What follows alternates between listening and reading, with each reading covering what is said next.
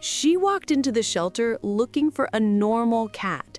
What she found was a wild soul that would turn her entire world upside down.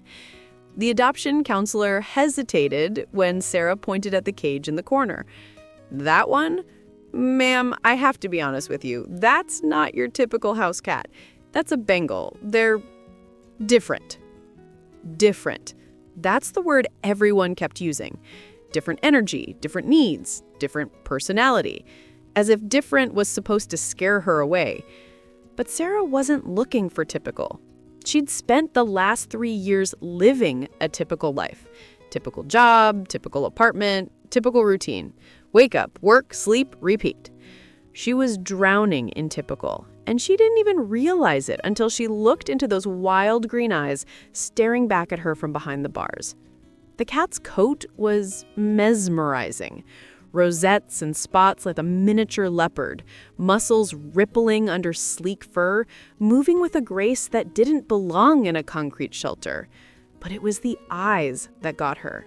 Those piercing, intelligent eyes that seemed to look straight through her, sizing her up, judging whether she was worthy. "What's his story?" Sarah asked. The counselor sighed. Owner couldn't handle him. Said he was too energetic, too demanding, too wild. He's been returned twice already. Bengals aren't for everyone. They need constant stimulation, they're incredibly smart, and they bond intensely with their person. If you're not ready for that level of commitment, I'll take him. The counselor blinked. Don't you want to meet him first? See if you're compatible? I already know. If you've ever made a decision that everyone around you questioned, if you've ever trusted your gut even when logic told you to walk away, then you understand what happened next. Hit that subscribe button because this story is about to get wild in ways you won't believe. The first week was absolute chaos. The cat, who Sarah named Kai, treated her apartment like a jungle gym.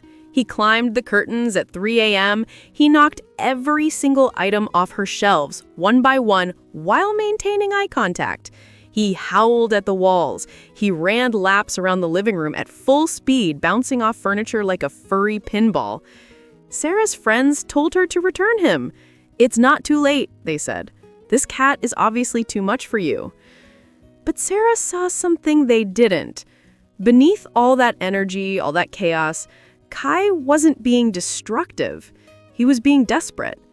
He was a wild soul trapped in a domestic world, and nobody had ever bothered to meet him halfway. So she started researching. Not how to train him, how to understand him. Bengals are descendants of Asian leopard cats. They're not fully domesticated like other breeds. They have wild instincts, wild intelligence, wild needs. They need vertical space, mental challenges, interactive play. They need to hunt, even if it's just toys. They need to climb, to explore, to use their minds. Sarah transformed her apartment. She installed cat shelves on every wall, creating a highway system 6 feet off the ground. She bought puzzle feeders that made Kai work for his food. She set up a water fountain because Bengals are obsessed with running water.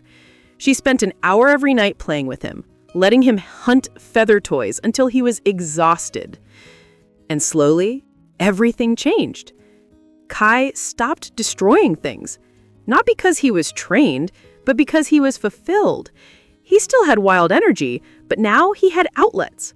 He'd race across his wall shelves at dawn, leap from perch to perch with impossible grace, then settle down beside Sarah while she worked, purring like a small engine.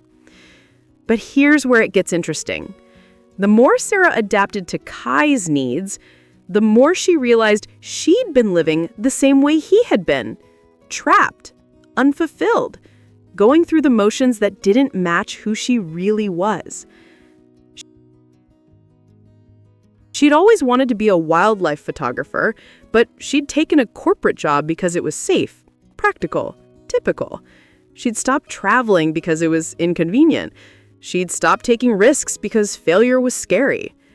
Watching Kai reclaim his wild nature reminded her that she'd lost hers. 3 months after adopting Kai, Sarah quit her job. She bought a camera. She started taking freelance photography gigs.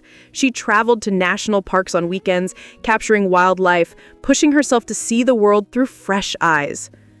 And Kai? He came with her. Not physically, but in spirit.